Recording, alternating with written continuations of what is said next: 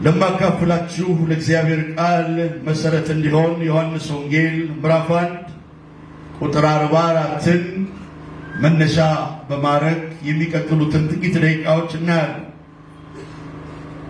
ሐዋርያው ዮሐንስ ጌታችን መድኃኒታችን ኢየሱስ ክርስቶስ ይወደው የነበረ ደቀ መዝሙር 4 ወንጌሎች እንዳሉ ይታወቃል። 3 ወንጌላት የማቴዎስ፣ የማርቆስ እንዲሁም የሉቃስ ወንጌል በስነ መለኮት አዋቂዎች ሲኖፕቲክስ ወይንም ደግሞ ተመሳሳይ የታሪክ ፍሰት ያላቸው ወንጌሎች ሲባሉ፣ 4ኛው ወንጌል ግን በ3 ወንጌላት ላይ ማናገኛቸውን ጌታችን መድኃኒታችን ኢየሱስ ክርስቶስ በ3 ዓመት ተኩል የምድር አገልግሎት ዘመኑ በመንፈስ ቅዱስ ኃይል ያከናወናቸው መለኮታዊ አደራረጎች የተጻፉበት መጽሐፍ። ዮሐንስ ወንጌል የተጻፈው በ85 ዓመተ ምህረት የተጻፈበትም መሪ ሐሳብ ዮሐንስ ወንጌል ምዕራፍ 20 ቁጥር 31 ላይ እንዳለው አይሁዳውያን የጌታችን የመድኃኒታችን የኢየሱስ ክርስቶስን በጣም ከምናከብራት ብጽሕት ከሆነች ከማርያም ማኅፀን በመንፈስ ቅዱስ ተጸልሎ ኢንካርኔት አድርጎ መወለዱን ስላላመኑ ኢየሱስ ክርስቶስ የእግዚአብሔር ልጅ መሆኑን አይሁዳውያን በቂ ግንዛቤ እንዲያገኙ በዛን ወቅት ደግሞ ተነስቶ የነበረው የኑፋቄ ወይንም የስህተት ትምህርት ኢየሱስ ሰው ብቻ ነው አምላክ አይደለም የሚለውን ትምህርት በኢየሩሳሌም ከተማ ብዙ ሰዎች አእምሮ ውስጥ ሰርጾ ስለነበር ይህን የስህተት ትምህርት ከአእምሯቸው ለማውጣት ኤዥያ የነበሩ የቤተ ክርስቲያን መሪዎች በዕድሜው ሸምግለው የነበረውን ሐዋርያው ዮሐንስን እንዲጽፍ ባነቃቁት መሰረት ይህንን ወንጌል ጽፎ አስቀርቶልናል።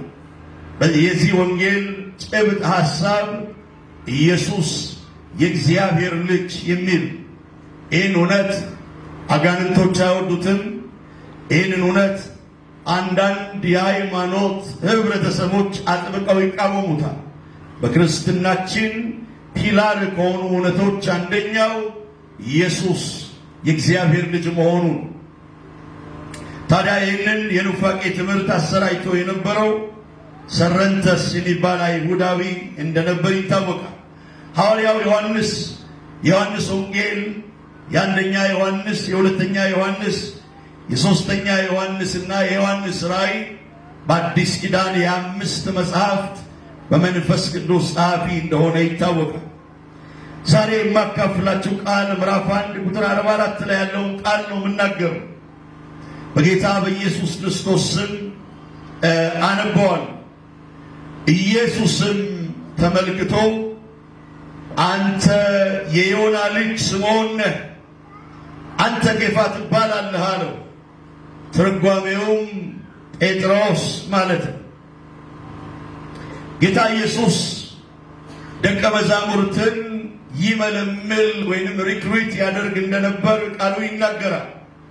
ለደቀ መዝሙርትነት ከተመረጡ ወይንም ከተመለመሉ አገልጋዮች ደቀ መዛሙርት መካከል አንደኛው በመጀመሪያ ስምዖን በሚባል ስሙ የሚታወቀው ሐዋርያው ጴጥሮስ። ጌታ ኢየሱስ ስምዖንን ከዓሣ አጥማጅነት በጠራው ጊዜ ገና በተገናኙበት የመጀመሪያ ቀን ላይ ከእንግዲህ በኋላ ስምዖን አትባልም ኬፋ ትባላለህ አለው። ኬፋ የአረማይክ ቃል ሲሆን ጴጥሮስ ደግሞ የግሪክ ቃል፣ ሁለቱም ትርጓሜያቸው አለት ማለት ነው።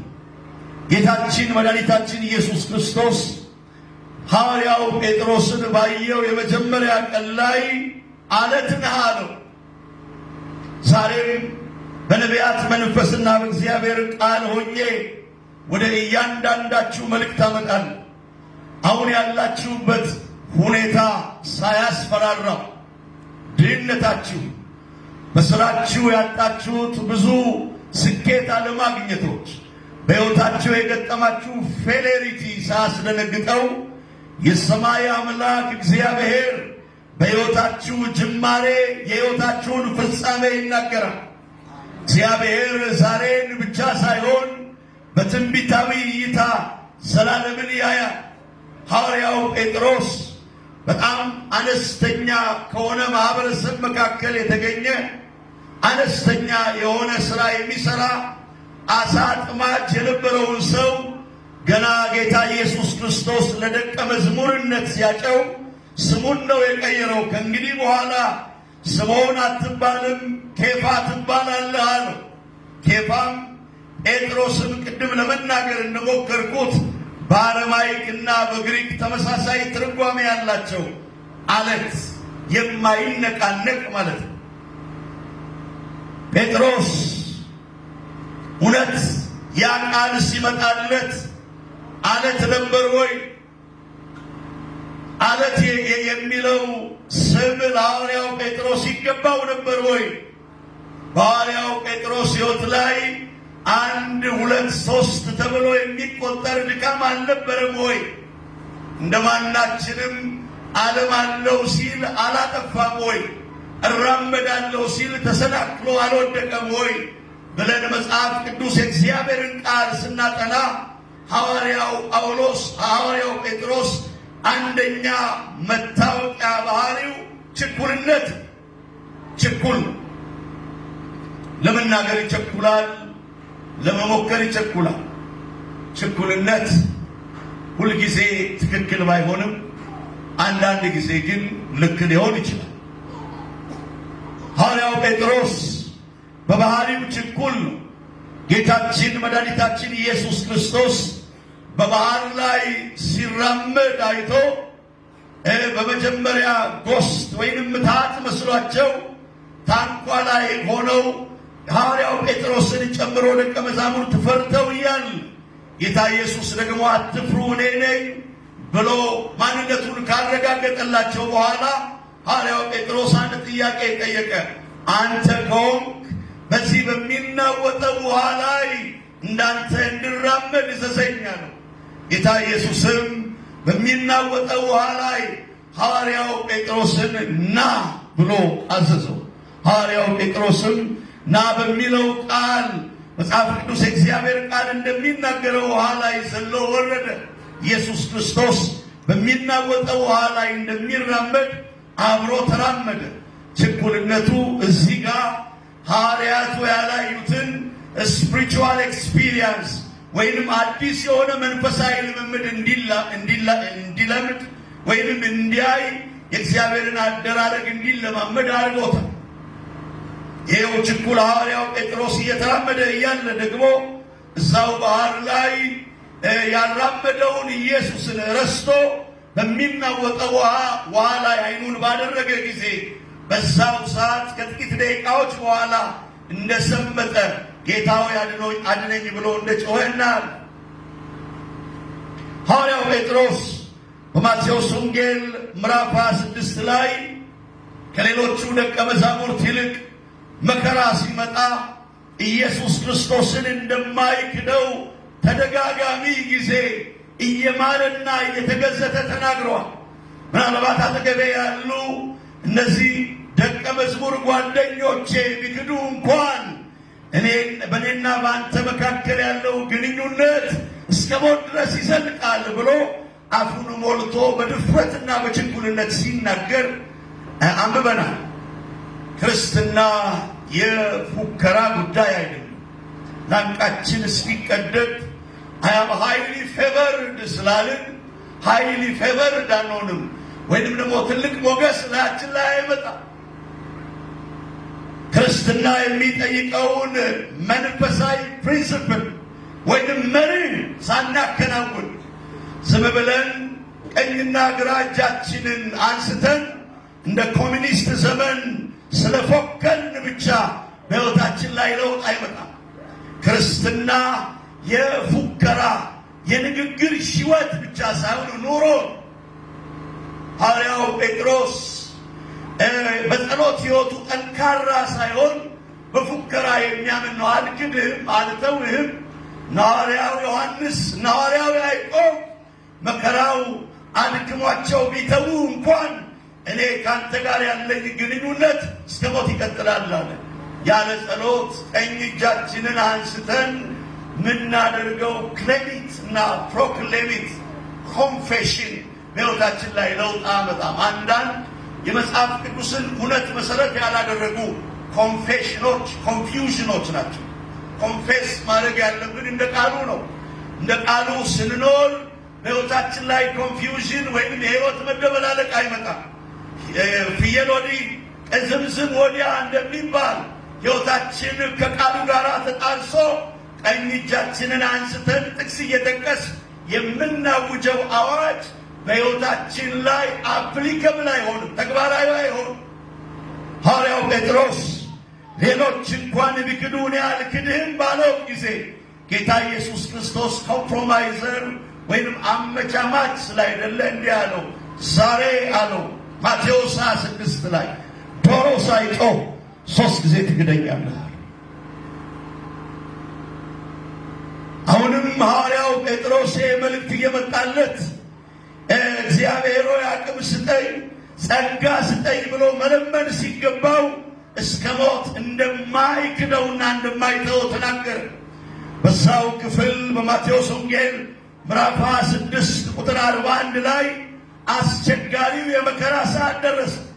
ጌታችን መድኃኒታችን ኢየሱስ ክርስቶስ በጌተሰማኒ የደም ላብ እያላበው አባት ሆይ ፈቃድ ቢሆን ይህን ጽዋ ከኔ ትለፍ እያለ እየጸለየ እነሱ ደግሞ መጸለያቸውን ለማረጋገጥ ወደ ሐዋርያው ጴጥሮስና ዮሐንስ ሲመጣ መጽሐፍ እንደሚናገረው ሐዋርያቱ እንቅልፍ ጥሏቸዋል።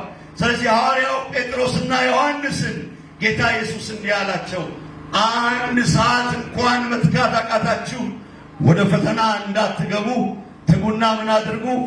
ጸልዩ። ክርስትና የፉከራ ሕይወት ሳይሆን የጸሎት ሕይወት ነው። ክርስትና ዝም ብለን የምንኖረው ሕይወት ሳይሆን ቃሉን እያነበብን እየጸለይን መለየት ከሚገባን ነገር እየተለየን የምንኖረው ሕይወት። ሐዋርያው ጴጥሮስ የጸሎት የሌለበት ቃል ጸሎት የሌለበት ፕሮሚስ ስለነበረ በጸሎት ስላልተጋ ቃሉ እንደሚናገረው እንቅልፍ ስለጣለው አልክድህም ብሎ ያለውን ቃል ማሟላት አልቻለም። በዛው ክፍል ላይ በማቴዎስ ወንጌል ምዕራፍ 26 ላይ የጸሎት ሕይወት የሌለው ሐዋርያው ጳውሎስ፣ ሐዋርያው ዮሐንስ፣ ሐዋርያው ያዕቆብ፣ ሌሎቹም ሐዋርያት ይሁዳን ጨምሮ አቅም አንሷቸው መምህራቸውን በአንድም ይሁን በሌላ መልኩ የካዱበት ምዕራፍ ነው። በተለይ ሐዋርያው ጴጥሮስ ምዕራፍ 26 ከ70 እስከ 74 ባለው ክፍል ላይ 3 ጊዜ እምትይውን ሰውዬ አላቀውም ብሎ ካደ። ቢሆንም ኢየሱስ በመጀመሪያ የመጨረሻውን ተናግሯል። ያ ቃል የሚገጥመንን በሕይወት ጎዳና የሚመታንን እንቅፋት ያውቃል። ሕይወትን መኖር ፈልገን የቅድስናን ሕይወት መኖር ፈልገን አንዳንዴ እንደሚያቅተን ያውቃል። ሕይወት ግራ እንደሚያጋባን ያውቃል። ሕይወት ውጣ ውረድ እንዳለው ሕይወት ቡራቡሬ እንደሆነ ያውቃል። ቢሆንም ለቃሉ ታማኝ የሆነ በእኛ ሁኔታ ላይ የማይደገፍ ጌታ ቃሉን ሳይቀይር የእኛን ድካም አስወግዶ ደግፎ ካለበት ያደርሰን። ሐዋርያው ጴጥሮስ አለት ነህ የሚለው መልእክት ሲመጣለት ጌታችን መድኃኒታችን ኢየሱስ ክርስቶስ በአገልግሎት የሕይወት መንገዱ ላይ ቅድም የጠቀስኳቸው እንቅፋቶች እንደማያገኙ ታስቦ አይደለም። ቢሆንም በራሱ የሚተማመነው ጌታ በመጀመሪያ የመጨረሻችንን ይናገራል። እንቅፋት ሊኖር ይችላል፣ ፈተና ሊኖር ይችላል፣ ትግል ሊኖር ይችላል። አጎና ጊቭ ዩ አሹራንስ እግዚአብሔር ካለው ትደርሳላችሁ። የእናንተ ጅማሬ ትንሽ ነው፣ ፍጻሜያችሁ ግን ትልቅ ይሆናል። ዛሬ ወድቃችኋል፣ ነገ ትነሳላችሁ። ዛሬ አጥታችኋል፣ ነገ ታገኛላችሁ። ዛሬ ሰው ለመመገብ አይደለም፣ ሰው ለመጦር አይደለም፣ ሰው ለመመጽወት አይደለም፣ ራሳችሁን ለማኖር ስትረግል ላይ ትግል ላይ ናችሁ። ነገ ግን አገርን የምትመግቡ የአገር መጋቢዎች ትሆናላችሁ። የገባው ሰው ይጩህና በደንብ አሜን ይበል። ሐዋርያው ጴጥሮስን ገና ከአገልግሎቱ መጀመሪያ በአረማይክ ኬፋ በግሪክ ደግሞ ጴጥሮስ ብሎ ስም አወጣለት። አለት ማለት የማይነቃነቅ ማለት ነው። አንድ ቃል ጥቅስ ልስጣችሁና ቶሎ ብለን እንጨርስ። ማቴዎስ ወንጌል ምዕራፍ 7 ላይ በጣም የምታውቁት ቃል አለ። ስለዚህ ይህንን ቃሌን ሰምቶ የሚያደርገው ሁሉ ቤቱን በአለት ላይ የሰራ ልባምን ሰው ይመስላል። ቃሉን መስማት ብቻ ከሚመጣው ማዕበል አድነን። ቃሉን ሰምተን ስናረገው አታድርጉ ያለንን ላለማድረግ ታቅቦ ስናረግ፣ አትገኙ ባለን ስፍራ ላይ ላለመገኘት ታቅቦ ስናረግ፣ ለቃሉ ተግባራዊ ምላሽ ስንሰጥ ቤታችንን የሰራ ነው በአሸዋ ላይ ሳይሆን በማይነቃነቀው አለት ላይ። ቃሌን ሰምቶ የሚያደርግ ሁሉ ቤቱን በአለት ላይ የሰራ ልባምን ሰው ይመስላል ካለ በኋላ ዝናብ ወረደ፣ ጎርፍ መጣ፣ ንፋስ ነፈሰ፣ ያንን ቤት ገፋው። በአለት መሰረት ላይ ስለተመሰረተ አልወደቀም። ሲያንድ ሰው ይጩሁና አልወድቅም፣ ሲድገሙና አልወድቅም። የመከራ ጎርፍ ሊጎርፍ ይችላል። የመከራ ንፋስ ሊነፍስ ይችላል። መከራ ቤታችንን፣ መከራ ቢዝነሳችንን፣ መከራ ትዳራችንን፣ መከራ አቋማችንን ሊያነቃንቀው ይችላል። መሰረታችን ግን አለቱ ኢየሱስ ከሆነ ችግሮች ሊመጡ ይችላሉ። ግን ነክተውን አልወድቅ ስንል፣ ነክተውን አንነቃነቅ ስንል ትተውን ይሄዳሉ። ስለዚህ ዛሬ መሰረታችሁ አለቱ ኢየሱስ የሆነ እህቶቼና ወንድሞቼ አይዶሃብ ጉድ ኒውስ። ንፋሱ ይነፍሳል ግን አትወድቁ። የመከራው ጎርፍ ይጎርፋል ግን አትወድቁ። ወሬው ይወራል ግን አትወድቁ። የሚመጣ ችግር ሊኖር ይችላል ግን አትወድቁ። ማትወድቁት ከጥሩ የዘር ስለመጣችሁ በባንክ አካውንቶቻችሁ ላይ ጠርቀም ያለ ገንዘብ ስላለ አካዳሚካሊ ኳሊፋይድ ስለሆናችሁ ሳይሆን አለት በሆነው በኢየሱስ ላይ ስለተመሰረታችሁ። ስለዚህ አንድ ሰው ይጩሁና አልወድቅም ይበል። ሲድገሙና አልወድቅም በሉ። በመጀመሪያ የመጨረሻውን የሚናገረው ጌታ ኢየሱስ ሐዋርያው ጴጥሮስን አለት ነህ ብሎ ስም ስላወጣለት አልተጸጸተም።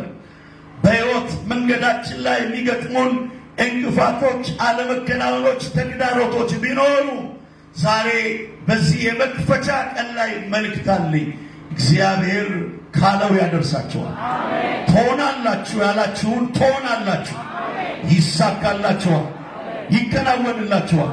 ጀምራችኋል፣ በእግዚአብሔር ኃይል ትጨርሳላችሁ። የገጠማችሁን መከራ፣ የገጠማችሁን ተግዳሮት ትረሱና እግዚአብሔር ካላችሁ የክብር ማማ ላይ ትወጣላችሁ። ሐዋርያው ጴጥሮስ በምዕራፍ 26 ላይ ከካደ በኋላ ሦስተኛውን ክህደት ሲያከናውን ዶሮ አጮች። ኢየሱስ በዛው ክፍል ላይ የተናገረው ቃል ትዝ አለውና ወደ ግድግዳ ዞሮ አለቀሰ። የእሱ መጨረሻ መሰለው። እግዚአብሔር ካሰበለት ማይደርስ መሰለው። በሕይወቱ ላይ በነበረ ድካም፣ በገጠመው እንቅፋት እግዚአብሔር ካለው የመጨረሻ ደረጃ ማይደርስ መስሎት ስቅስቅ ብሎ አለቀሰ። እግዚአብሔር ግን በቃሉ ታማኝ ስለነበረ ሐዋርያት ሥራ መጽሐፍ ምዕራፍ 2 ላይ በኢየሩሳሌም በአንድ ቤት 120 ሆነው የመንፈስ ቅዱስን መምጣት እየተጠባበቁ ሳለ በመጠባበቂያቸው 10ኛ ቀን ላይ መንፈስ ቅዱስ በ120ዎቹ ላይ መጣ። መንፈስ ቅዱስ ይመጣል። ሲያንድ ሰው በደንብ አሜን ይበል። አችልም፣ መንፈስ ቅዱስ ይመጣል። ትችላለህ። ወድቀሃል፣ መንፈስ ቅዱስ ይመጣል። ትነሳለህ። ተዋርደሃል፣ መንፈስ ቅዱስ ይመጣል። ትከብራለህ። ተዘግቶብሻል፣ መንፈስ ቅዱስ ይመጣል። ይከፈታል።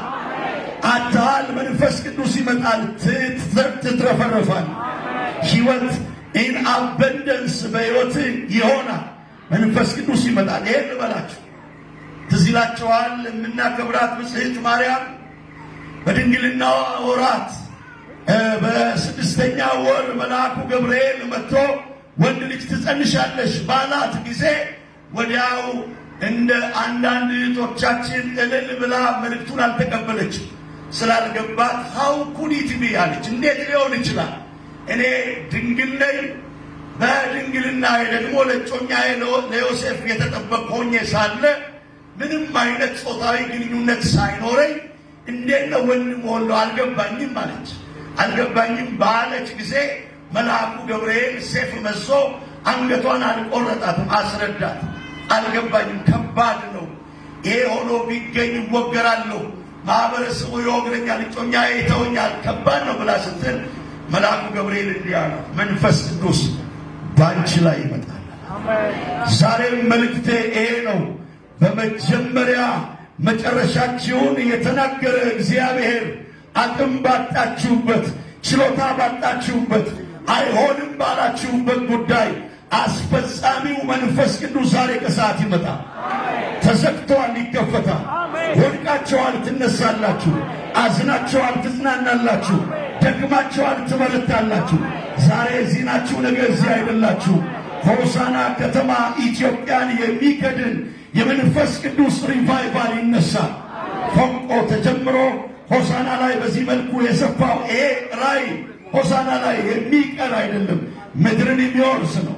ከዚህ ምድር ለኢትዮጵያ፣ ከዚህ ምድር ለአህጉረ አፍሪካ፣ ከዚህ ምድር ለኤሮፕ፣ ለፋር ኢስት፣ ለሚድል ኢስት፣ ለመካከለኛው ምስራቅ በረከት የሚሆኑ ሴትና ወንድ ልጆች ይነሳሉ። ይሄን የሚያደርግ አስፈጻሚው መንፈስ ቅዱስ በእናንተ ላይ ይመጣል። ንግግሩ የእግዚአብሔር ንግግር እና አሁን ያላችሁበት ስታተስ አይመጣጠንም። እንዴት ሊሆን ይችላል? ትምህርት ደረጃዬ ብቁ አይደለም። እንዴት ሊሆን ይችላል? አካውንቴ ላይ ያለው ገንዘብ በቂ አይደለም። እንዴት ሊሆን ይችላል? በዙሪያ ያሉ ሰዎች ሊረዱኝ የሚችሉ አይደሉም። እንዴት ሊሆን ይችላል? አወላለዴና አመጣጤ ከትንሽ ቤተሰብ ነው። እንዴት ሊሆን ይችላል የምትሉ ሰዎች ዛሬ የእግዚአብሔርን ቃል ነግራቸዋለሁ። አጎና ጊቭ ዩ አሹራንስ እንዲሳፍተርኑ የሰማይ አምላክ እግዚአብሔር በቅባቱ ይመጣል። ታሪክ ሰሪዎች ከዚህ ጉባኤ ይነሳሉ። ዛሬ ሆሳና ናችሁ፣ ነገ ሆሳና አይደላችሁ። ዛሬ እንዲህ ናችሁ፣ ነገ እንዲህ አይደላችሁ። ዛሬ ወድቃችኋል፣ ነገ ትነሳላችሁ። እዚህ መካከል አገር የሚመሩ ታላላቅ መሪዎች ይነሳሉ። እዚህ መካከል ለአገር የሚተርፉ ታላላቅ ሚሊዮነሮች ይነሳሉ። ዩኒቨርሲቲ፣ ትልልቅ ሪሰርች ላይ እግዚአብሔር አምላክ የሚጠቀምባቸው ያልተገኙ መድኃኒቶችን የሚያገኙ ሪሰርች የሚሰሩ የጥናት ሰዎች ከዚህ ጉባኤ ይነሳሉ። አእምሯቸው የተከፈተ በእውቀት የተካኑ አሜሪካን አገር፣ ካናዳ፣ ኤሮፕ ትልልቅ ዩኒቨርሲቲዎች ገብተው ትልልቅ ታሪክ የሚያስመዘግቡ ሰዎች ከዚህ ጉባኤ ይነሳሉ። እኔ ነኝ የሚል አንድ ሰው ይጩህና በደንብ አሜን ይበል። በመጀመሪያ የመጨረሻን የሚናገር እግዚአብሔር በመንፈሱ አማካይነት ያልፋል። አሳ አጥማጁን አለት ነህ አለው። ዩ አር ሮክ ማትነቃነቅ ነህ አለ። እግዚአብሔር ያለው ይሆናል። አሜን። ሳልፋቲያኖ ከማስ አሜን። ሲያንድ ሰው ይሁና በደንብ አሜን ይበል። አሜን። እግዚአብሔር ያለው ይሆናል። አሜን። ታሪካችሁ ይቀየራል። ለትውልድ በረከት ትሆናላችሁ። ሐዋርያው ጴጥሮስ የመንፈስ ቅዱስ እሳት ቡክ ኦፍ አክት ቻፕተር 2 ላይ ሐዋርያ ሥራ መጽሐፍ 2 ላይ ከነካው በኋላ 120ዎቹ በኢየሩሳሌም የተነሳው ሪቫይቫል መሪ ሆኑ። መንፈስ ቅዱስ ካገኘው በኋላ የመጀመሪያውን ስብከት ከብሉይ ኪዳን ጀምሮ እስከ አዲስ ኪዳን ሰበከ። በመጀመሪያው ቀን አገልግሎቱ 3000 ሰዎች ወደ እግዚአብሔር መንግሥት መጡ። በአንድ ሴት ፊት የካደ አላቀውም ያለ አቅም ያጣ በብዙ ሺህ ሰዎች ፊት ቆሞ አቅም አግኝቶ በአንድ ቀን አገልግሎቱ 3000 ሰዎችን ወደ እግዚአብሔር መንግሥት አመጣ። አገልግሎቱ ቀጠለ። በሐዋርያት ሥራ መጽሐፍ ምዕራፍ 3 ላይ እንደዚሁ ከመወለዱ ጀምሮ ሽባን የሆነ ሰው በመጣበት መለኮታዊ ቅባት በናዝሬቱ ጌታ በኢየሱስ ክርስቶስ ስም ተነሳና ተመላለስ ብሎ ሽባ በመተርተር አገልግሎት ተገለጠ። ራይዝ አፕ ኤንድ ወርክ አለው። ዛሬም በነቢያት መንፈስና በእግዚአብሔር ቃል ሆኜ እናገራለሁ። በአገልግሎታችሁ መጀመሪያ የተነገራችሁ ያ የትንቢት ቃል ዛሬ ይፈጸማል። ትናንት ጎጆ ቤት፣ ትናንት ወንዝ አጠገብ፣ ትናንት ጫካ ውስጥ፣ ትናንት በማይመች ሁኔታ እግዚአብሔር የተናገረውን ቃል እግዚአብሔር በመንፈሴ ይናገረኛል። አካል ያለብሰዋል። ሽባው ከተዘለለ በኋላ እንደገና 5000 ሰው ተጨመረ። 8000 ሰው በአጭር ቀናት አገልግሎቱ ሐዋርያው ጴጥሮስ ወደ እግዚአብሔር መንግሥት አመጣ። ያ ብቻ አይደለም። ትናንትና በብዙ ተግዳሮት ውድቀት ያለፈው ሐዋርያው ጴጥሮስ ጥላው ፈዋሽ ሆነ። ጥላ በሚወጣበት ጊዜ በሽተኞችን ጥላው ላይ እያስቀመጡ አያሌ በሽተኞች ይፈወሱ ነበር። ኢየሩሳሌም በመንፈስ ቅዱስ እሳት በሐዋርያው ጴጥሮስ መሪነት ምድሪቱ ተነቃነቀች። ያንን ሪቫይቫል ይፈራ የነበረው የመንደር ጠንቋይና ደብተራ ብቻ ሳይሆን በዛን ዘመን የነበረው የወቅቱ ገቨርነንስ ወይንም ደግሞ ገዢው መንግስት ይፈራው ነበር። መንግስት የሚጠቀምበት ትውልድ የሚባረክበት ሪቫይቫል ከዚህ ቤት ይነሳ። ሪቫይቫል ወዳጆቼ ልሳን ብቻ የሚያናገር ትንቢት ብቻ የሚያናገር መገለጥ ብቻ የሚያሳይ ሳይሆን ሆሊስቲክ የሆነ ቼንጅ የሚያመጣ ነው። ሪቫይቫል ሲነሳ ዩኒቨርሲቲው ይለወጣል፣ ፖለቲካው ይለወጣል፣ ንግዱ ይለወጣል፣ ወጣት ይለወጣል፣ ባለትዳር ይለወጣል። ድሃ አይኖርም፣ ችግረኛ አይኖርም፣ ግራ የገባው ሰው አይኖርም። ሪቫይቫሉ ሆሊስቲክ የሆነ ቼንጅ ያመጣል። የገባው አንድ ሰው ይጭሁና በደንብ አሜን ይበል። ሐዋርያው ጴጥሮስ ለብዙዎች በረከት ሆነ። ጥላው ፈወሰ። በእጁ ሙት ተነሳ፣ ሽባ ተተረተረ፣ ብዙዎችን ነፃ አወጣ። አንተ የተባለ ወደ ግድግዳ ዞሮ ያለቀሰ የዓለም ፍጻሜ የመሰለው ቀን ነበር። ዛሬ በዚህ ጉባኤ በብዙ ተስፋ መቁረጥ ያላችሁ፣ መርዝ ልጠጣ ምትሉ፣ ገመድ ገዝቼ ልታነቅ ምትሉ፣ አበቃልኝ አከተመልኝ ምትሉ I do have good news from above። መልካም ዜና ከሰማይ ይዤ መጥቻለሁ። የእናንተ ነገር አላበቃም። እዚህ ጋር አትቆሙ፣ ትቀጥላላችሁ። ይሳካላችኋል፣ ትቀጥላላችሁ። እንባችሁ ይታበሳል፣ ከውድቀት ትነሳላችሁ። ያስጨነቃችሁን ነገር እግዚአብሔር ያንከባልለዋል። የገባው ሰው ይጩና በደንብ አሜን ይበል። በመጀመሪያ የመጨረሻን የሚናገር እግዚአብሔር ያልፍ። I do believe እኔ በፕሮፌቲክ ሚኒስትሪ አምናለሁ። የፕሮፌቲክ ሚኒስትሪ አሁን የጀመረ አይደለም። ብዙ ጊዜ እንደምናገረው በብሉይ ኪዳን የጀመረ ወደ አዲስ ኪዳን የቀጠለ እውነት ከሆነ ደግሞ ለቤተ ክርስቲያን ኤዲፊኬሽን ወይም መታነጽ የሚያገለግል አገልግሎት፣ ተስፋ የቆረጡትን ሰዎች የሚያበረታታ፣ ከዚህ በኋላ አልቀጥልም፣ ቢዝነሴን እዘጋለሁ፣ ከዚህ በኋላ አልቀጥልም፣ አገር ጥዬ እጠፋለሁ ብለው በተስፋ መቁረጥ የሚዋዥቁትን ሰዎች ተስፋ የሚሰጥ አገልግሎት ነው። ስለዚህ እውነተኛውን የነብይነት አገልግሎት እንድናበረታታ እግዚአብሔር ይርዳ። እግዚአብሔር ሰው እጁን ያንሳና እግዚአብሔር ሆይ እውነተኛ ነቢያት አብዛልን። መንፈስ ቅዱስ ሆይ ቅባትህ፣ ሕልውና፣ ክብርህ፣ እጅህ፣ ማዳንህ በመካከላችን በተለየ መንገድ ይሁን። ይሄ ስፍራ የተባረከ ስፍራ ይሁን። እጅ የሚገለጥበት ስፍራ ይሁን። ማዳንህ የሚታይበት ስፍራ ይሁን። ለጌታ ክብር፣ እልልታ፣ ጭብጨባ ካሉበት ተስፋ መቁረጥ ጥልቅ ግራ መጋባት ውስጥ አውጥቻቸዋለሁ ብሎ ይናገራል። ለነዚህ 112 ሰዎች የሰማይ አምላክ እግዚአብሔር አዲስ ምዕራፍ ከፍቻለሁ ይላል። አዲስ በር ከፍቻለሁ ይላል። ለአንዳንዶቻችሁ የሥራ በር ተከፍቷል። ለአንዳንዶቻችሁ የሩቅ አገር በር ተከፍቷል። ለአንዳንዶቻችሁ የትምህርት በር ተከፍቷል። ለአንዳንዶቻችሁ የአገልግሎት በር ተከፍቷል። ለአንዳንዶቻችሁ የትዳር በር ተከፍቷል። የገባው ሰው ይጩሁና በደንብ አሜን ይበል። እጃችሁን እያወዛወዛችሁ ጸልዩ። ራዳ ካማሳ ፕራዲያሎራ ሌብራካታ ዳጋቦራ ዲያሎራ ሁለተኛ ይህን ጸሎት ጸልያለሁ። በዚህ መሬት ላይ በዚህ አካባቢ ላይ ዘመን ያፈጀ አውሬ አሁን ይወጋል። ይሄ መሬት፣ ይሄ አየር፣ ይሄ አካባቢ የተቀደሰ ይሆናል። ይህንን አካባቢ የሚረግጡ ወደዚህ አካባቢ የሚመጡ ሰዎች የሚፈወሱ ይሆናል። ስለዚህ ሁላችንም በጋራ ይህን ጸሎት እንጸልያለን። በረከታችንን የያዘ ሰላማችንን የያዘ ርቀን እንዳንሄድ ያደረገን የትኛውን ቀንበር አሁን ይሰበራል። ስለዚህ ከኔ ጋር ትጸልያላችሁ። ጉባኤው በኢየሱስም ብሎ ይቃወማል።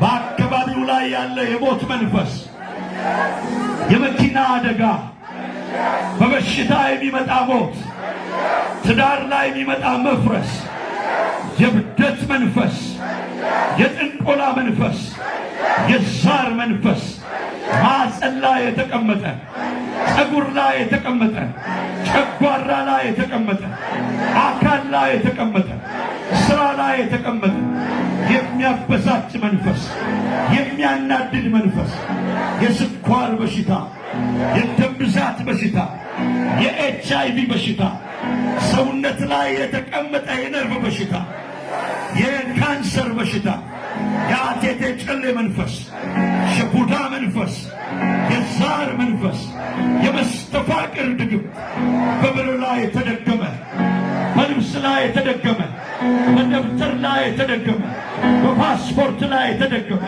በመታወቂያ ላይ የተደገመ፣ በስም ላይ የተደገመ፣ በስም ላይ የተደገመ አንድ ሴት እና አንድ ወንድ፣ ሴቲቱ ፈቃዷ ባልሆነ መንገድ በሃይማኖት ለማይመስላት ሰው ሚስት እንድትሆን በ100,000 ብር ተደግሞባታል። ሰውየው ሄዶ ይህን ብር ከፍሎ ያንተ ትሆናለች ተብላ ተደግሞባታል። በ100,000 ብር ነው የተደገመባት።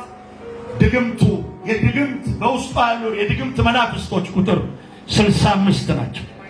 እግዚአብሔር ነፃ ያውጣታል። ሁለተኛ ወንድ ነው። ጫት እየበሉ ፎቶውን እየረገጡ 18 አይነት ድግምት የተሰራበት ከቤተሰቡ ጋር እንዳይስማማ ከሰው ጋር እንዳይስማማ የሆነ ወንድ ልጅ አለ። ለዚህ እህቴ ለዚህ ወንድም እንጸልያለን። እጃችሁን አንሱና እሳት በሉ። ሲድገሙና እሳት በሉ። መስተፋቅር ማዕፀን ላይ የተቀመጥክ፣ ጸጉር ላይ የተቀመጥክ የመስተፋቅር ድግምት በ100,000 ብር የተሰራ ይዛት ያለ አንቃት ያለ ለቀቃት እና ውጣ። አሁን ኔትወርክን አቋርጫለሁ። 3 ጊዜ ጩኸን አውጣ። ቀጥል ይቀጥል ሄድ ዘግታ አበል ዝግትግት አሁን አችልማ አሁን አችልም። ጉባኤው እስቲ አችልም ይበለው። ሲድገሙና አችልም በሉት። ዛሬ ተያዝክ። እኔ አይደለሁም ያዝኩ፣ ኢየሱስ ነው ያዘው። 3 ጊዜ ጩኸና ከውስጥ አውጣ። ቀጥል ቀጥል ሁለት ቀጥል ሄድ ለመጨረሻ ተቃውሙ። ድገሙና ተቃውሙ። ድገሙና ተቃውሙ። ድገሙና ተቃውሙ። ድገሙና ተቃውሙ። ድገሙና ተቃውሙ።